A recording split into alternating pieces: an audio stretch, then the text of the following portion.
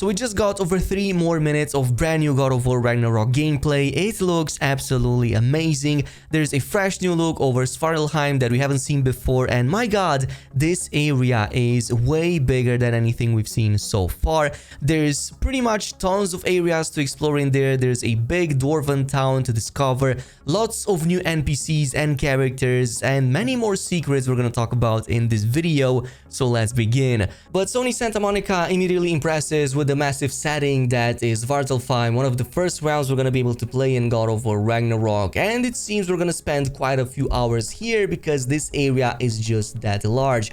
I was immediately impressed with the rather big expanse of water that seems to be leading all over the place, with many hidden dock locations and other secret areas we seem to be fully capable of exploring, including, yes, mini boss fights like, for example, Draki that we've seen in a previous reveal, but there's likely many more in there. One of the main highlights is going to be the new Dwarven city of, I believe it's spelled Njovelir, but if I pronounce that wrong, totally let me know down below in the comments. There's a massive statue of probably some kind of important character right here at the dock area, but later on we discovered that it's pretty much a full-blown city filled with big structures, complex houses, and other cool things to see, many of which are fully explorable, and this also includes many of the characters, new characters that we are able to encounter in this location. One of them is, in this case, Derlin. We don't really know exactly what's his purpose, but we do know from the developers that he is a bookkeeper from Svartalfheim, and in one of these shots he can be seen providing some kind of help to Atreus, which comes in the form of this scroll, which could mean a lot of possibilities. Maybe it's a map of a nearby location or of the realm itself, or maybe it's a scroll containing some kind of story or information that will help our protagonists later down the line. All in all, he seems to be fitting a pretty important role on top of the already existing Sindri and Brock that we had from the previous game. Speaking of which, yes, this is where their house is located, and we're even going to pay them a visit, get to their house, and finally see where these two characters live. Whatever turn of events unfold up until this point, it seems that they would have already included Tyr, because by the time we hit the house, it seems that we have already freed him. We can see him sitting at the table with the other 5 characters as they're pretty much having a conversation, and Brock giving some kind of pouch or item to Kratos. We don't really know exactly what that is yet, but hopefully it's going to help with some kind of upgrades.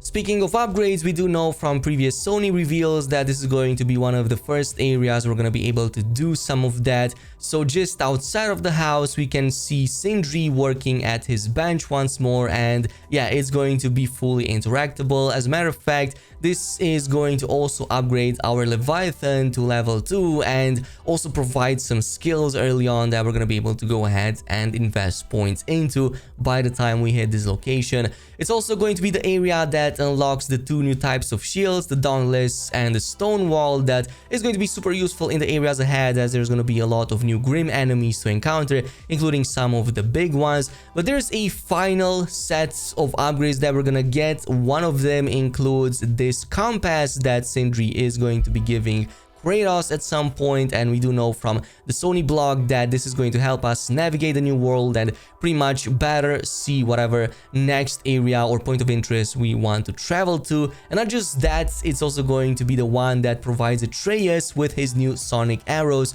to unlock some of the new puzzle elements we've seen in previous gameplay reveals. In fact, at some point our protagonists are making their way towards a different house than the one we got in with Brock and Sindri, and this could imply some kind of other side character we get to meet in this location.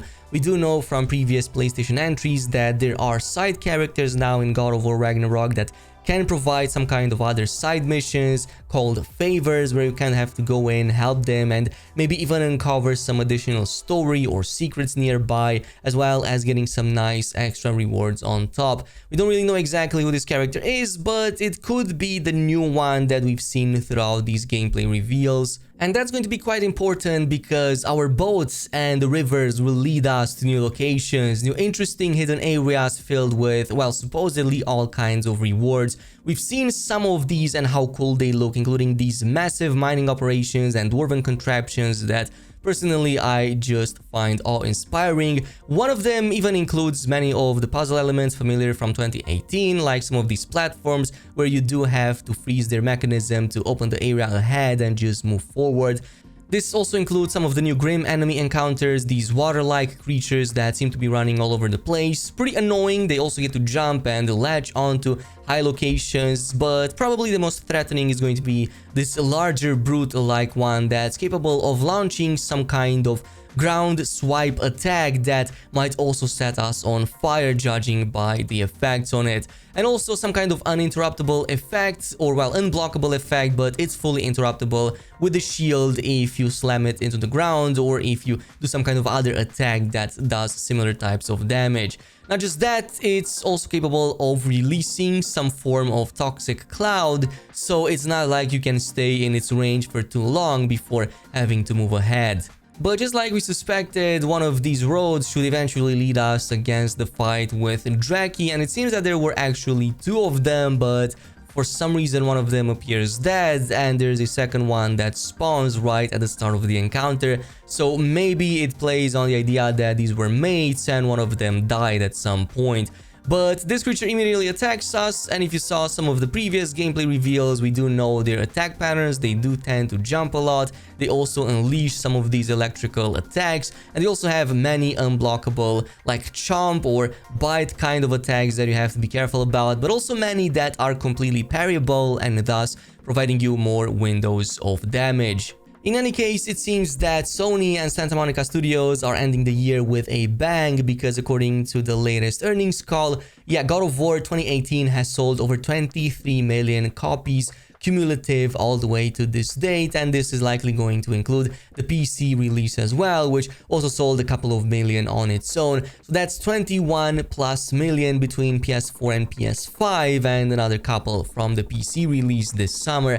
And I can only wonder how many God of War Ragnarok has gotten up until this point, but I'm pretty certain it's going to exceed that by even more. Mainly because I'm looking at how everything unfolds in the past few days, and it's just wild. I'm not going to talk about any leaks or whatever, but there's been such a massive number of them that my page was literally spammed and still is with them. So I highly encourage you to maybe lay off searching for them and just do something else. So much so that even Santa Monica Studios came in with an announcement on their own where they kind of asked everybody to be considerate to the fans and not post any leaks, and in case you do happen to stumble upon them, to maybe just like not watch them and keep everything fresh for when the game comes out, because it's totally going to be worth it to wait until release date. Even more so, it seems that many retailers out there have broken street dates more than a week before the game's release, with Cory Barlog, the previous director for God of War 2018, voicing his frustration over on Twitter on this fact, and yeah, I totally get it. In any case, this is pretty much it with the new reveal. Thanks so much for watching, and I'll see you guys in the next one.